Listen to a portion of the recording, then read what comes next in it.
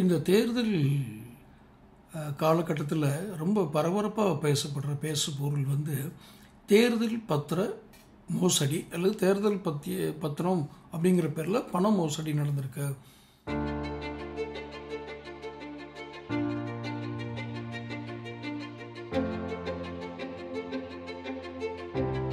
ஏன் இதை முதல்ல ஊழல் கான்செப்டுக்குள்ளே கொண்டு வர்றாங்க அப்படின்னா, அதிகமாக வாங்கியிருக்கிறது பிஜேபி, பாரதிய ஜனதா கட்சி தான் அதிகமாக தேர்தல் பத்திரங்களை வாங்கியிருக்கு. எந்தெந்த நிறுவனங்கள்டேருந்து வாங்கியிருக்குன்னு ஒரு லிஸ்ட் கொடுக்குறாங்க. அதில் மேக்சிமம் இவ்வளோ வாங்கியிருக்காங்கன்ட்டு.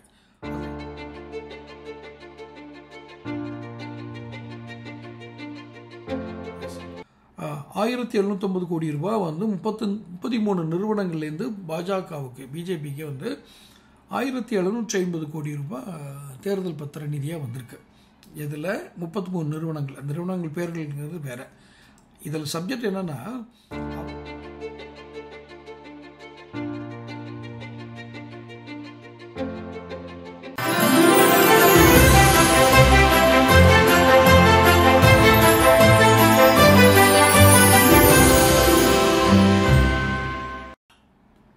வணக்கம். தமிழகம் டைம்ஸ் நேயர்களுக்கு என்னுடைய அன்பான வணக்கங்கள்.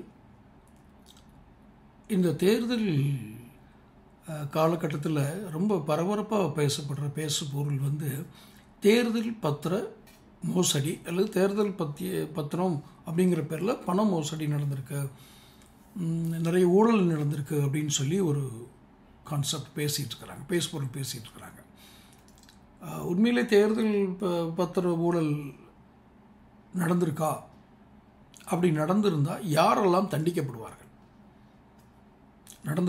நடந்திருந்தால் யாரெல்லாம் தண்டிக்கப்படுவார்கள்? இதுதான் இந்த காணொலியினுடைய கான்செப்ட். முதல்ல தேர்தல் பத்திரத்துன்னா என்னன்றது உங்களுக்கு தெரியும். தெரியாதவங்களுக்காக ஒரு வரியில் சொல்லிக்கிறேன். வங்கியில் பணம் செலுத்தி ஒரு குறிப்பிட்ட காலகட்டத்தில் அந்த அனௌன்ஸ்மெண்ட் வரும்போது பணம் செலுத்தி தேர்தல் பத்திரம், நம்ம எப்படி பாண்ட் வாங்குற மாதிரி பாண்ட் வாங்கி பர்டிகுலர் அது தேர்தல் அரசியல் கட்சிகளுக்கு கொடுக்கறது. இப்படி எவ்வளவு தேர்தல் பத்திரங்கள் வாங்கப்பட்டது, எந்தெந்த அரசியல் கட்சிகளுக்கு கொடுக்கப்பட்டது, யாரெல்லாம் கொடுத்ததுங்கிற ஒரு விவரங்களை சமீபத்தில் சுப்ரீம் கோர்ட் வந்து ரொம்ப கம்பல் பண்ணினா மறைமுகமாக இல்லை, நேரடியாகவே கூப்பிட்டு சத்தம் போட்டு வாங்கின மாதிரி சீஃப் ஜஸ்டிஸ் வாங்கினார். இந்தியனுடைய உச்சநீதிமன்ற தலைமை நீதிபதியினுடைய அமர்வு அதை வாங்குச்சு. அதை வாங்கி வெளியிட்டாங்க. அது அந்த செய்திகள்லாம் உங்களுக்கு ஏற்கனவே தெரியும். அந்த தேர்தல் பத்திர விவரங்களை வெளியிடணும், வங்கி வெளியிடணும் அப்படின்னு சொன்ன இது இருக்கு இல்லையா, இந்தியாவினுடைய உச்சநீதிமன்ற தலைமை நீதிபதி சொன்ன விஷயம், அதில் எனக்கு மாறுபட்ட கருத்து இருக்குது. ஏன்னா அந்த கருத்து ஏன் மாறுபட்ட கருத்து இருக்குது, அது என்ன மாறுபட்ட கருத்து அப்படிங்கிறத என்னோட இன்னொரு காணொலியில் நீங்கள் பாருங்கள். இப்போது இந்த காணொலியுடைய தலைப்பு வந்து தேர்தல் பத்திர ஊழல் யாரெல்லாம் அப்படி நடந்திருந்தால் யாரெல்லாம் சிறைக்கு செல்ல இயலும் அப்படின்னு. ஏன் இதை முதல்ல ஊழல் கான்செப்டுக்குள்ளே கொண்டு வர்றாங்க அப்படின்னா, அதிகமாக வாங்கியிருக்கிறது பிஜேபி, பாரதிய ஜனதா கட்சி தான் அதிகமாக தேர்தல் பத்திரங்களை வாங்கியிருக்கு. எந்தெந்த நிறுவனங்கள்டேருந்து வாங்கியிருக்குன்னு ஒரு லிஸ்ட் கொடுக்குறாங்க. அதில் மேக்சிமம் இவ்வளோ வாங்கியிருக்காங்கன்ட்டு.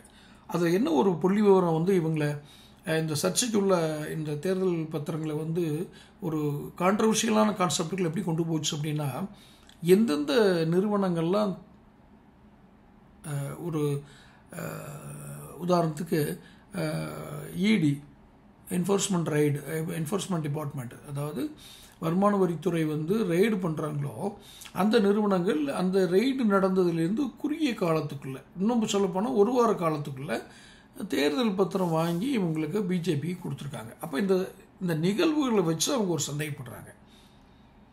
ஒரு மாதத்தினுடைய 1ஆம் தேதி ரெய்டு நடந்ததுன்னா 5ஆம் தேதி 6ஆம் தேதிக்குள்ளே இவங்க வந்து தேர்தல் பத்திர நிதியாக ஒரு 500 கோடி 300 கோடி 600 கோடின்னு கொடுக்குறாங்க.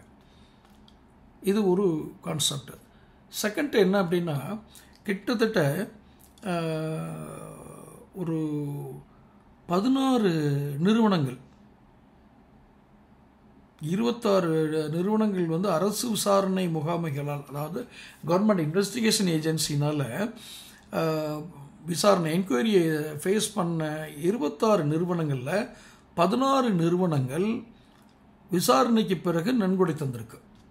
இப்போ நான் சொன்னேன் இல்லையா, அதான் விசாரணை, அதாவது என்ஃபோர்ஸ்மெண்ட், அந்த இன்வெஸ்டிகேஷன் ஏஜென்சி, விசாரணை அமைப்புகள், அரசாங்கத்தினுடைய விசாரணை அமைப்புகள் விசாரணைக்கு உட்படுத்தப்பட்ட உடனே 26 நிறுவனங்களில் 16 நிறுவனங்கள் வந்து நன்கொடை கொடுத்துருக்கு விசாரணைக்கு அப்புறம் 33 நிறுவனங்கள் வந்து பிஜேபிக்கு 1750 கோடி ரூபாய்,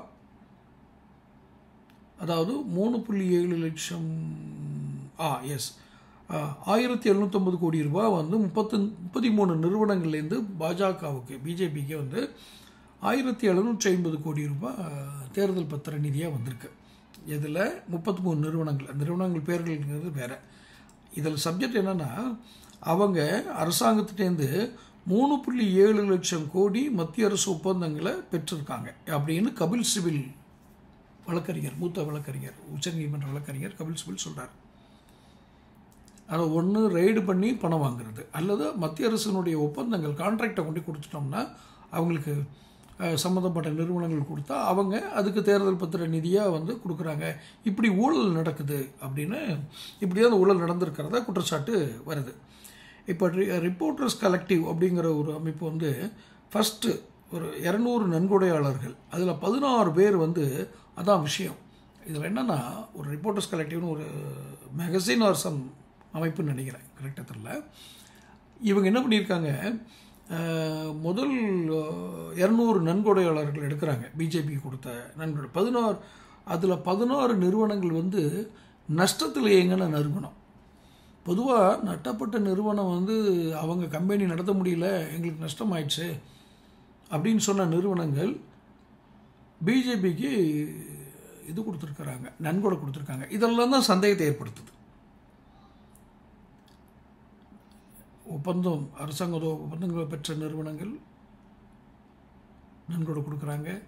நலிவடை, அது கூட அதை பொருத்தி பார்த்து அதுக்கு கனெக்டிவிட்டி இருக்கான்னு பார்க்குறது ஒரு தனி, அது விசாரணை அமைப்போட பொறுப்பு. ஆனால் நஷ்டமடைஞ்சவங்க கொடுக்கறது தான் டைரெக்டாக கேள்வி எழுப்புது.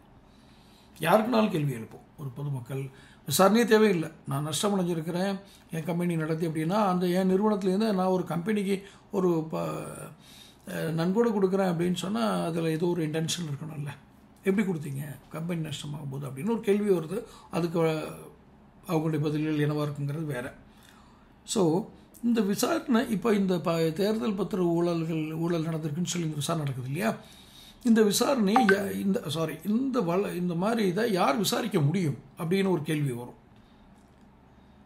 யார் விசாரிக்க முடியும் அப்படின்னு பார்த்தீங்கன்னா, ஒன்று இடி விசாரிக்கணும்.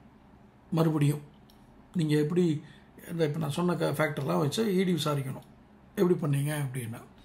இல்லைன்னா சுப்ரீம் கோர்ட், உச்சநீதிமன்றத்தால் நியமிக்கப்பட்ட ஸ்பெஷல் இன்வெஸ்டிகேஷன் டீம், சிறப்பு புலனாய்வு குழு, இவங்க விசாரிக்கலாம் அப்படின்னு சட்டப்படி இது. அப்படி விசாரிக்கணும்னா எந்த சட்டத்தின்படி விசாரிப்பாங்க அப்படின்னா, இடி, அதாவது பண மோசடி தடுப்பு சட்டம் 70வது பிரிவின் கீழ் தான் இது விசாரணைக்கு வரும். இப்படி விசாரித்து அது நிரூபிக்கப்பட்டால் 7 ஆண்டுகள் சிறை தண்டனை. சரி, இப்போ கடைசி பகுதிக்கு வந்துடும். யாரெல்லாம் தண்டிக்கப்படுவார்கள்? இந்த தேர்தல் பத்திர மோசடி, ஊழல் மோசடி அப்படிங்கிறதுல யாரெல்லாம் தண்டிக்கப்படுவார்கள் அப்படின்னா, கம்பெனியினுடைய நிறுவனர், அந்த ஒவ்வொரு கம்பெனிக்கும் ஒரு ஆக்ட் இருக்கும். அந்த ஆக்ட் படி யார் ரெஸ்பான்சிபிலிட்டி, லைபிலிட்டி யாருன்னு வரும். அதில் பார்த்தீங்கன்னா கம்பெனியினுடைய நிறுவனர், அதாவது மேனேஜிங் டைரக்டர் அல்லது பொருளாளர், இவர் தான் கேஷ் ஹேண்டில் பண்ணக்கூடியது, இவர் தான் பொருளாளர். ஆனால் தீர்மானிக்கிறது யாருங்கிறது வேறு. அதான் ஒவ்வொரு கம்பெனிக்கு மாறுபடுன்னு சொன்னேன். இவங்க இதுக்கு இடையில் செயல்பட்ட புரோக்கர்ஸ், மீடியேட்டர்ஸ், அரசு அதிகாரிகள், உண்மையிலே அப்படி நோக்கத்தோட இன்டென்ஷனோட செயல்படுற அரசு அதிகாரிகள், இவங்க தான் தண்டிக்கப்பட. தேர்தல் பத்திர ஊழல் இதில் சிறைக்கு செல்ல வாய்ப்புள்ளவர்கள் இவர்கள் தான். யார்? கம்பெனி கொடுத்த கம்பெனியுடைய தலைவர், பொருளாளர், இதுக்கு மீடியேஷனாக செயல்பட்டவங்க, இதுக்கு உதவியாக இருந்த அரசு அதிகாரிகள். இந்த அரசு அதிகாரி ஒருவேளை யாராவது ஒரு அரசியல்வாதியை கை காட்டினா இவங்க தான் சிறைக்கு செல்வாங்க. அப்படி இந்த தேர்தல் பத்திர ஊழல் அப்படிங்கிறது நடந்திருக்கு, அப்படி இந்த தேர்தல் பத்திரம்ங்கிறது ஊழலுக்கு வழிவகுத்திருக்கா அல்லது தேர்தல் பத்திரம் மோசடிக்கு வழிவகுத்திருக்கா அப்படிங்கிறது நான் அடுத்த காணொலியில் சொல்லிக்கிறேன். இது தேர்தல் பத்திர ஊழல் அப்படின்றத கன்ஃபார்ம் பண்ணி ஒரு இன்வெஸ்டிகேஷன் டீம் போட்டு விசாரித்தா ஜெயிலுக்கு யாரெல்லாம் போயிடுவாங்கன்றதுக்கு தான் இந்த காணொலி. இது தேர்தல் பத்திரம் அப்படிங்கிறதே ஊழலா அப்படின்னு கேட்டிங்கன்னா அது அடுத்த காணொலியில் சொல்கிறேன். தொடர்ந்து சப்ஸ்கிரைப் பண்ணுங்கள், சேனல் சப்ஸ்கிரைப் பண்ணுங்கள், நோட்டிஃபிகேஷன் பெல் பதிவு பண்ணுங்கள். அப்போ தான் என்னுடைய தொடர்ந்து நிறைய தொடர்கள் வேறு என்னுடைய சேனலில் வருது. இதெல்லாம் உங்களுக்கு பிரயோஜனப்படும். நன்றி, வணக்கம்.